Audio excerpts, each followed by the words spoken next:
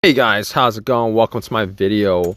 So just want to do another video on a crank no start scenario and what could possibly cause it, because a lot of these no start issues could be caused by multiple things. It could be caused by a lot of things.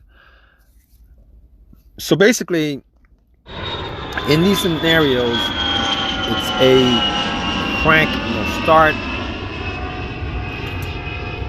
and I just want to pretty much focus on something that a lot of people don't consider as a troubleshooting step at the very beginning, which they should, because it would save a lot of you guys who are having issues with a crank no start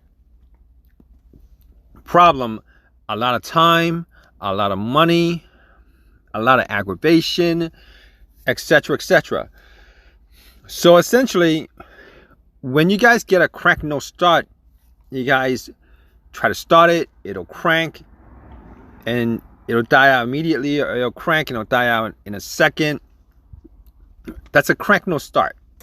All right, the engine turns over, your car starts, and then it dies. The motor literally starts and then it dies.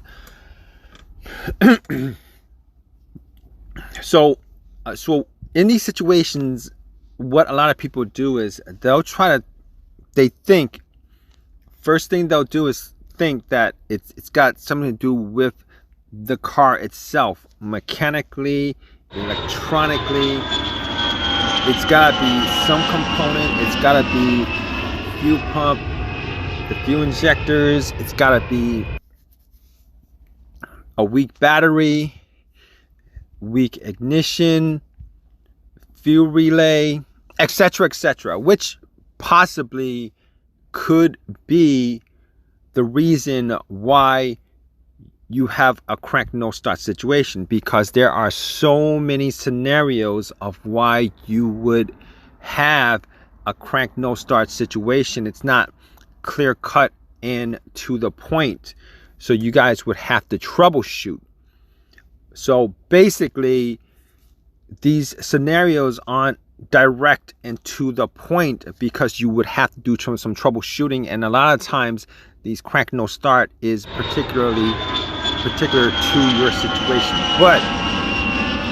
But I just want to talk about the first thing you guys should do with a crank no start issue is, and I've come across so many cases of this happening where the car has had no issues. A lot of times they might be newer cars, no check engine light, no problems previous to that. Everything checks out, the battery, fuse, everything checks out. All right, but and this happens to even the most experienced mechanics regarding this particular situation of a crank no start. There are shops that actually, you take it to them and then they think it's this, they'll change this out, this out, this out. It just becomes an expensive thing and a time consuming thing. So basically, what you want to do in this situation, the first thing you want to do in this situation is look at your key fob. Okay, look at your key fob. You want to make sure that your key battery is good. Now, you might want to just change that out just in case. All right, that's A. B, you want to make sure that your key fob is good. Now, unfortunately, a lot of people don't have the second key with them, and a lot of people don't have a second key to their vehicle. It could be that your car key has issues. The chip in your car key could have issues. Now, here's the thing. Some people will make a second key, and in some cases the chip is is separate from the key. All right, it's separate from the key. So they have the key that's made, and the chip is not on the key itself. It's separate on the key. It'll be dangling on the keychain. Now, in that situation, it might cause a crank no start if that chip is not right next to the key when you try to start it. All right, you want to make sure that you eliminate those possibilities. The easiest and simplest and cheapest possibilities sometimes are the causes of your biggest headaches on your car, which is a crank no start. Key fob, the remote, low battery on the remote, a chip on the key that has issues.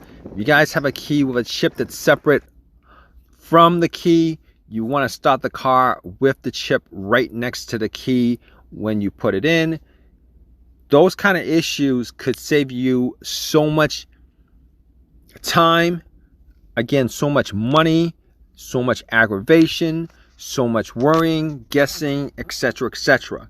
All right, now I know in these videos I go down the list of A, B, C, D, E, F, G, because, all right, I just want to tell you guys, with these situations, with the crank no start, with the no crank no start situations, they're not simple to diagnose. You're gonna have to go down each and every list as far as trying to figure out what's causing it. And particularly if you are not familiar with cars, it's very, very complicated as far as trying to figure out, pinpoint the exact problem that's causing your car not to start.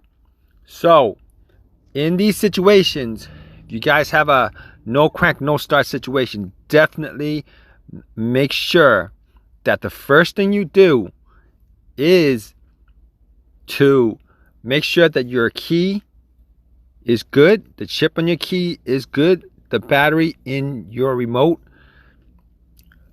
is good.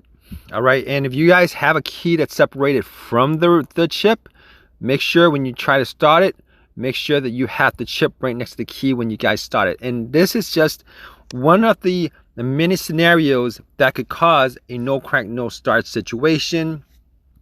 If you guys have any of your own personal questions, definitely leave a question in a comment section. Please give me a thumbs up. Please subscribe. Hope this helped you guys out. All right, guys, take care.